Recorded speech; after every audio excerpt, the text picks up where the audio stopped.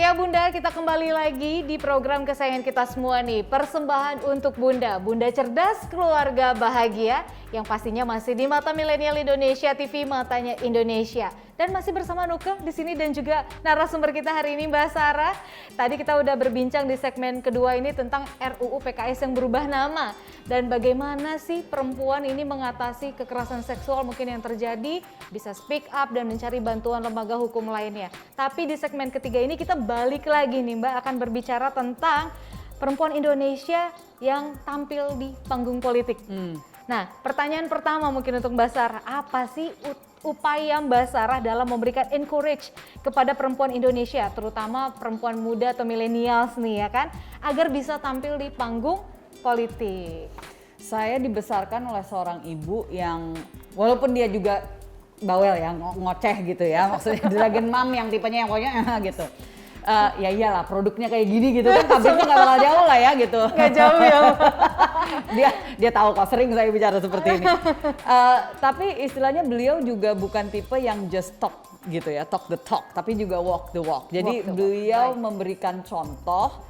Dan dari situlah saya melihat bahwa memang cara yang terbaik untuk kita bisa memberikan pendidikan itu bukan dengan teori, tapi dengan memberikan contoh. Praktek juga ya. Jadi saya bersyukur diberikan kesempatan oleh Tuhan untuk bisa menghidupi, menjalani apa yang saya yakini waktu saya menjadi anggota DPR RI. Contohnya di mana saya hamil, melahirkan 2 kali selama saya sedang menjabat, dan membuktikan bahwa hanya karena kita adalah seorang ibu muda yang dimana kita adalah politisi, bukan berarti kita terus habis itu mengabaikan tugas kita sebagai seorang istri dan ibu, tapi justru kita bisa melakukan tugas kita sebagai seorang istri dan ibu sambil kita juga bekerja as a career woman, apalagi sebagai politisi. Betul. Nah, kalau misalkan untuk encouragement itu tadi sebagai dorongan, saya sekarang memang sedang fokus dan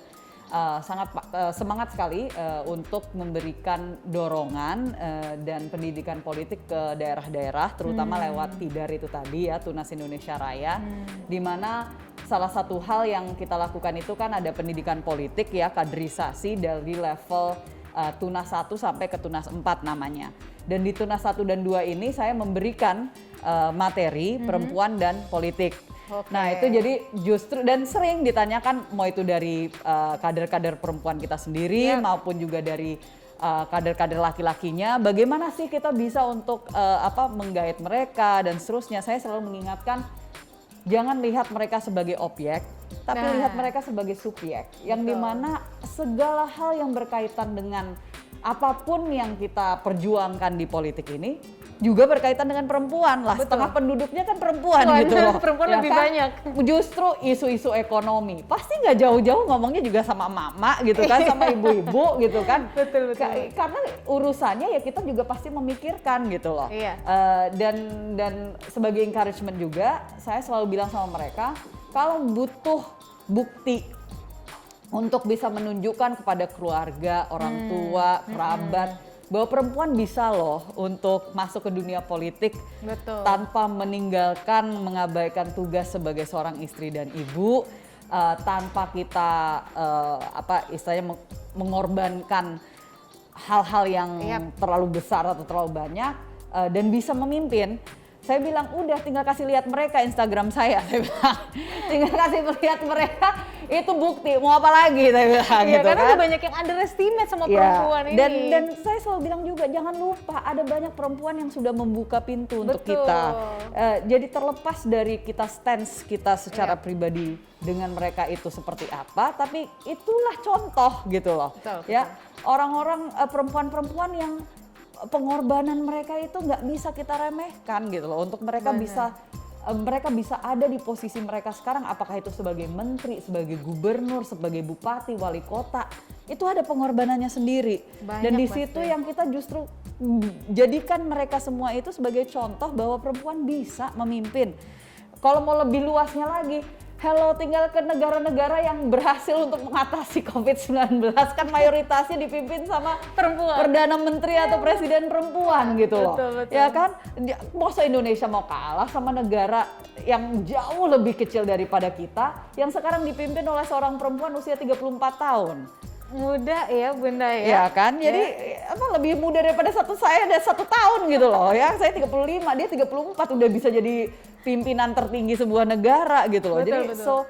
itu sebagai encouragement gitu loh. Encouragement. Ya. Benar. Tapi kan banyak kita temui kesulitan nih politisi perempuan di market politik Indonesia Ya. khususnya karena Ya. banyak mindset perempuan pun punya mindsetnya gini, ngapain sih pilih pemimpin perempuan, laki-laki tuh lebih mengayomi kok. Nah, mengatasi pikiran-pikiran seperti ini nih Mbak. Menurut saya less talk more work. Ya. Bukan berarti saya kerja seolah-olah kita melupakan hal-hal yang lain, tapi maksud saya daripada hanya pusing mikirin gitu kan. Mari kita buktikan. Karena apa? Jadi waktu di dapil saya yang lama, dapil Jawa Tengah 4 ya, Sragen Karanganyar Wonogiri, waktu pertama kali saya mau masuk ke dapil tersebut, itu saya melakukan survei dan betul. Survei menyatakan, survei menyatakan bahwa mayoritas perempuan tidak mau memilih perempuan. Iya. Oke. Dan memang waktu itu hanya 1 dari 7 kursi DPR RI itu diisi oleh seorang perempuan dan itu pun juga dari suara sisa gitu ya, suara limpahan. Tapi apa yang terjadi di 2014? Akhirnya 4 dari 7 kursi, artinya mayoritas adalah perempuan. Oke.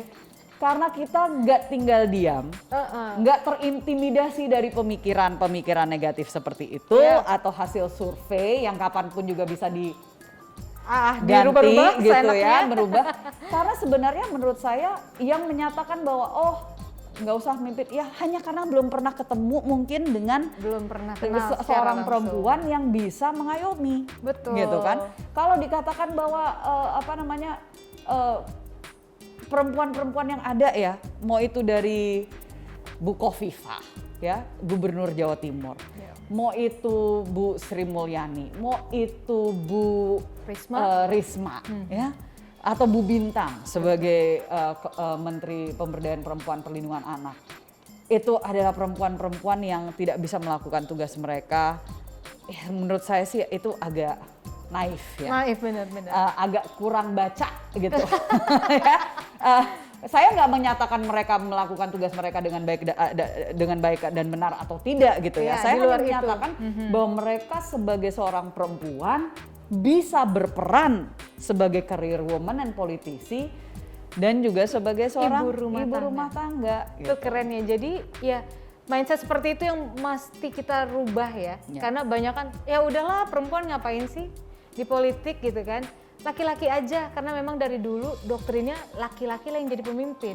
Tapi tidak untuk sekarang karena perempuan juga masih bisa menunjukkan kapasitasnya. Oke. Nah, berarti kalau untuk melek politik bagi perempuan apa kita nih sebagai bunda-bunda milenial mungkin masih punya anak perempuan yang masih sekolah, perlukah kita kasih pendidikan atau pelajaran tentang politik dari anak usia dini atau ya setidaknya setelah dia sekolah kita kasih politik tuh seperti ini. Apa perlu melek politik dari kecil? Ya balik lagi kalau saya sih bersyukur ya karena saya aktif di politik, saya bisa menunjukkan kepada anak-anak saya. Anak-anak saya itu dari masih di dalam perut ya nyanyinya Indonesia Raya gitu kan, Mars Gerindra karena dari partai. Jadi mereka besar, tumbuh besar, nggak melihat tidak ada perbedaan antara laki-laki dan perempuan karena mereka melihat ibu mereka itu aktif di politik. Anak saya yang paling besar itu besar dengan melihat ibunya lagi di TV gitu, lagi pidato, lagi jadi jubir, dan itu yang harus kita tunjukkan kepada mereka gitu loh. Mulai dari tokoh-tokoh dari Amerika, dari New Zealand, dari Finlandia, mau itu dari Indonesia. Dari manapun yang kita lihat tuh ya, mau ke Greta Thunberg ya kan, sebagai masih kecil sekali dia bisa bicara di sidang PBB gitu loh ya. Malaya gitu kan, berikan mereka contoh ini loh perempuan-perempuan yang menyatakan bahwa kita nggak akan tinggal diam, kita juga bisa berkontribusi. Kita nggak bilang bahwa kita mengambil alih, Betul. kita bilang kita berkontribusi, karena masa setengah penduduknya nggak berkontribusi, gitu loh. Indonesia ini kan setengah penduduknya perempuan gitu, dan kitalah yang akan membesarkan anak-anak kita.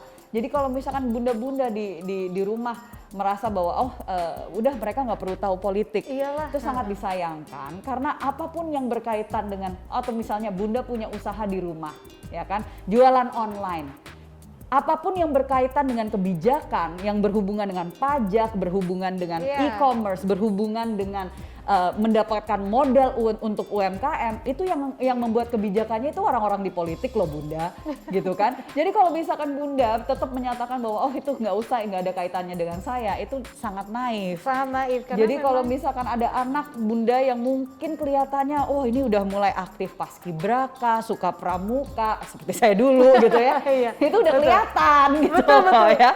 Nggak salah loh, itu pendidikan politik juga loh. Betul, Kayak persaingan secara sehat di sekolah, itu mengajarkan anak sejak dini juga melek akan politik kan. Anak saya ini dia kan sekarang udah 6 tahun.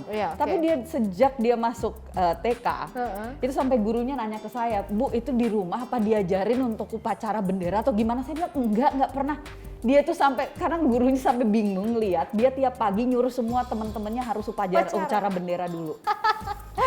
Ini nasionalisnya udah tinggi. Itu nggak saya ajarin, dia sendiri. Saya bilang, oh my goodness, ini udah siap-siap dia, emaknya ini harus siap-siap. Ini penurun nih kayaknya, nggak jauh nih dari siap-siap anaknya masuk akmil udah gitu aja. Ya karena udah jiwa nasionalismenya udah tumbuh dari sejak dini. Nah mungkin itu kan pendidikan dari keluarga. Secara pendidikan formal, mungkin apakah perlu sekolah-sekolah juga memberikan pendidikan politik untuk anak-anak biar kedepannya kita punya generasi bangsa yang memang mumpuni gitu loh, berkualitas. Sebelum kita bicara pendidikan politik, sebenarnya ada satu hal yang kalau kita bicara di PAUD dan SD itu harus, yaitu critical thinking. Critical thinking, betul lah. Saya tuh bingung karena anak saya kelas 1 SD itu, ini saya suka banget nih ya dari SD-nya dia, itu harus melakukan self assessment. Jadi dia harus mengassess dirinya sendiri, sudah menguasai itu atau belum, gitu. Karena anak-anak kita itu kan kalau misalkan dia cuma nurut aja, ini sistem pendidikan kita kalau misalkan hanya ngajarin untuk menghafal. Nah itu. Ya kan? Pokoknya nih yang guru kasih tauin, ya pokoknya kalian catat, kalian ingat. Pas abis ujian lupa semua lagi. Gitu kan? Karena sesaat. Ya. Tapi saya belajar waktu saya di luar negeri, saya mulai sekolah di luar negeri itu usia 12 tahun. Waktu saya masuk SMP saya udah sekolah di luar negeri. Jauh banget berbeda. Di sana itu kalau misalkan tulisan kita, essay kita nggak bisa menunjukkan critical thinking pribadi kita dari semua bahan yang kita baca, itu pasti langsung turun nilainya, gitu loh. Dan itu yang kita butuhkan. Kenapa? Karena ini bicara pendidikan politik yang paling mendasar. Betul. Kalau misalkan masuk ke politik atau kita misalnya mau menjadi pemimpin tapi nggak punya critical cara berpikir yang mandiri, ya. Jadinya apa? Hanya follower aja. Pengikut aja gitu. Ikut-ikutan. Dan akhirnya apa yang terjadi? Seperti di Indonesia banyak sekali yang mudah termakan dengan hoax. Betul. Dengan informasi yang tidak akurat. Bacanya cuman judulnya tok. Ya itu karena dari sistem pendidikan kita. Jadi kalau saya bilang sistem pendidikan bukan berarti mereka belajar politik. Saya masih ingat Mbak, waktu SD di sini harus ngapalin nama-nama menteri-menteri ya kan, terus belajar soal DPR, MPR kayak itu saya masih ingat gitu. Di SD udah diajarin. Tapi apakah kita terus habis itu menanyakan kepada mereka, kalau misalkan itu sistemnya seperti itu, menurut kalian itu udah bener atau belum? Kalau misalkan kita bicara perwakilan, itu indirect voting loh Mbak. But right now setelah zaman reformasi kita sudah direct voting. Kok mudahnya sekali sih kita terus terbawa kalau kita mau misalnya kembali ke indirect voting terus dibilang seolah-olah, saya nggak menyatakan mana yang benar mana yang salah. Saya hanya menyatakan terus kok mau kitanya kemakan media-media luar negeri yang menyatakan bahwa kalian mundur demokrasinya. Sorry to say, Amerika itu indirect voting Bapak Ibu sekalian. Ya. Jadi kalau media Amerika mau kritik ke kita, ya bilang bahwa kita mundur cara demokrasi kita, ya lu pasang dulu yang namanya cermin gitu loh. Ngaca. Ngaca loh gitu ya. Yang mundur siapa? Iya, jadi pendidikan kembali lagi minimal critical thinking dulu. Oke, itu dari segi kita mengajarkan ke anak-anak. Ya. Tapi kalau ke ibu rumah tangga yang nggak tahu apa-apa, nah kita kan jadi susah nih ngasih sosialisasinya. Perlu juga kah ibu-ibu rumah tangga mungkin kayak bunda-bunda milenial sini, udah tua, udah telat untuk belajar. Bukan soal belajarnya, pedulinya. Nah, pedulinya. Oke, bukan soal belajarnya tapi pedulinya. Sekali lagi, kalau misalkan ibu-ibu ya, bunda-bunda, kita bicara kembali lagi. Ini kan pelaku usaha UMKM, ya, itu yang paling banyak adalah perempuan. Betul. Ya dong, home industry itu UMKM. Ya.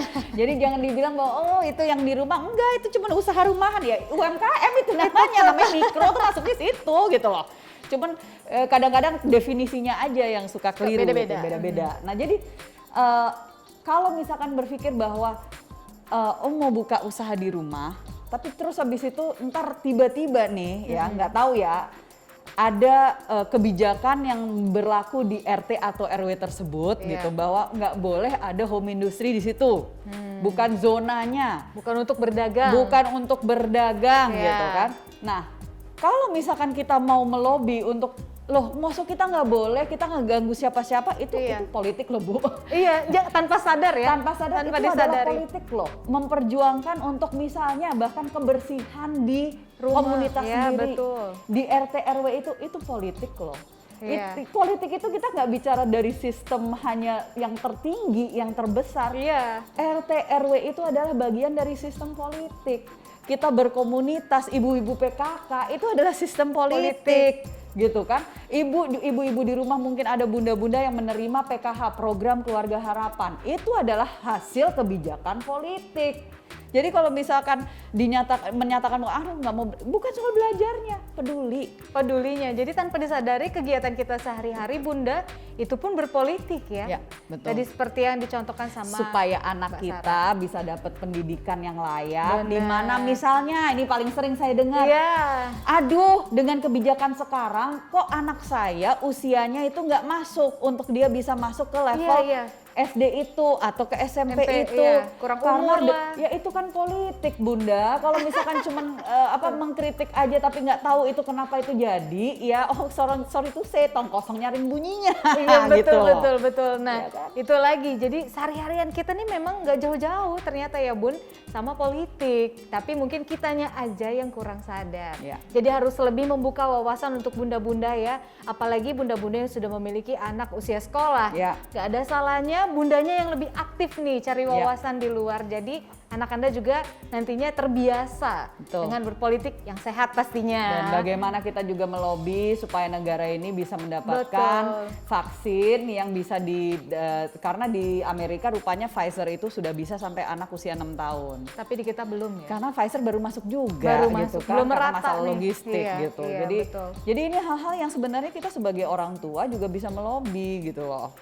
Nah ini vaksin aja politik loh Bun. Ya, vaksin juga politik. Vaksin juga politik Bun. Banyak yang nggak mau vaksin alasannya ABC tapi ternyata giliran mal buka mau vaksin. Ya itu kan. Jadi wawasan seperti itu ya Bun ya, mudah-mudahan Bunda semua melek nih teknologi, baca banyak-banyak. Gak bisa travel tanpa vaksin loh Bun. Hati-hati Bun, ya nggak bisa pulang kampung nanti. Kalau nanti mau ke Bali, mau ke Danau Toba. Ingat Bun, traveling itu bisa menyegarkan otak Bun. Sangat ini dari balada mak-mak kangen liburan. Kayaknya kita semua kangen liburan ya. Oke terakhir nih Mbak Sarah sebelum kita mengakhiri acara. Harapan dari Mbak Sarah sendiri untuk perempuan-perempuan di Indonesia, khususnya perempuan-perempuan millennials, mereka mungkin kepengen nih, lihat Mbak Sarah jadi kepengen nih. Contoh, amin mudah-mudahan. Pengen jadi, ya udah deh, gue pengen deh jadi perempuan yang terjun di dunia politik. Tapi gimana? Sedangkan di sekitarnya dia mungkin nggak ada wadah atau harus masuk partai politik kah? Atau apa langkahnya mungkin Mbak Sarah? Ya, harapan saya yang pertama tentunya untuk perempuan-perempuan milenial di Indonesia, satu, kita adalah generasi milenial, artinya Gen Y loh ya, bukan Gen Z. Gen Z masih mahasiswa dan mungkin atas dikit, tapi untuk yang milenial tuh biasanya ibu-ibu muda dari kelahiran 1981 sampai 1996. Buat bunda-bunda milenial, bunda-bunda muda, yang pertama kita harus belajar, kita harus menyadari bahwa kita tidak tahu semuanya, artinya terus terbukalah wawasan, terbukalah pikiran kita untuk selalu belajar dan membuka wawasan kita. Supaya apa? Supaya kita nggak ketinggalan, gitu kan, nggak kalah sama anak-anak kita yang generasi alfa gitu. Tapi juga supaya kita bisa terus berkontribusi. Nah, berkontribusi ini nggak harus di dunia politik, Betul. bisa di dunia masing-masing. Tapi juga ingatlah dengan zaman seperti sekarang ini biasanya nggak cukup hanya untuk suami yang bekerja gitu ya. Jadi biasanya perempuannya juga harus ikut berkontribusi. Mau itu buka untuk industri rumahan, home industry, atau mau join sama teman-temannya membuka kafe baru atau jualan baju online atau catering, apapun itu, pastikan bahwa kita juga mengetahui hukum yang berlaku, dan kalau memang ada yang harus kita ubah, ya pastikan juga kita tahu untuk kita melobi untuk mengubahnya itu di mana. Betul. Salah satu hal yang saya yakin banyak bunda-bunda milenial peduli tentang RUU penghapusan kekerasan seksual yang sekarang menjadi RUU tindak pidana kekerasan atau penghapusan tindak pidana kekerasan seksual.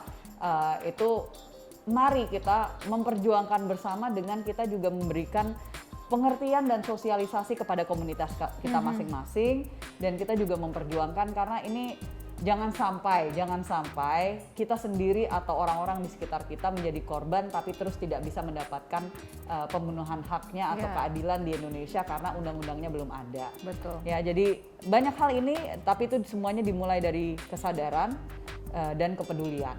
Kalau misalkan kita peduli, pasti kita mau belajar. Kalau misalkan kita nggak peduli, ya sudah terserah. Terserah. Karena udah dikasih tahu ya, peduli, ya sensitif dengan lingkungan sekitar. Tapi kalau nggak mau, ya sudah, itu terserah. Terserah. Itu antara Anda dan Tuhan. Ya Bunda, kayaknya menarik sekali dialog kita, tapi sayang banget. Karena keterbatasan waktu kita harus mengakhiri ini. Sebelumnya Mbak Sarah, terima kasih banyak. Terima kasih untuk waktunya. Mbak Nuka, terima kasih. Sudah mau datang ke Mata Milenial. Mudah-mudahan kita bisa ketemu lagi ya nanti. Mungkin Siap, di program yang lain. boleh. Oke, terima kasih banyak untuk waktunya Mbak Sarah kasih. dan Bunda. Terima kasih banyak udah menyaksikan persembahan untuk Bunda di episode kali ini. Pesan Nuka tadi seperti Mbak Sarah bilang, jangan haus akan belajar terus sebagai bunda-bunda milenial. Kita harus melek politik karena politik itu ada di kegiatan kita sehari-hari. Oke, kita berjumpa lagi di next episode dari persembahan untuk Bunda. Bunda cerdas, keluarga bahagia. Saya Nuka Azita pamit undur diri beserta tim yang bertugas hari ini. Kita ketemu lagi hanya di Mata Milenial Indonesia TV, matanya Indonesia. Bye.